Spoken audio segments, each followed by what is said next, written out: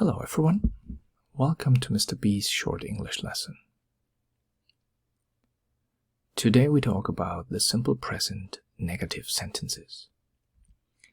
Let's look at the form. In a sentence like, I like English, I have to put don't after the subject and in front of the verb. The verb here is like. It's very easy.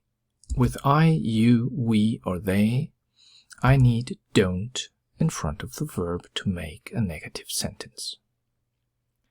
It's a little bit more difficult when we look at the sentence with she.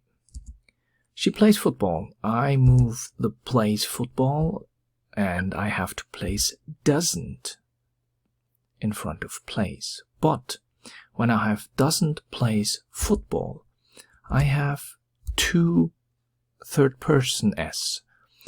I only need one he, she, it, s, so one of those has to go. The one at the verb has to go. This means when we have he, she, it, we have doesn't and then a verb, and there is no he, she, it, s at the verb because it's already in doesn't.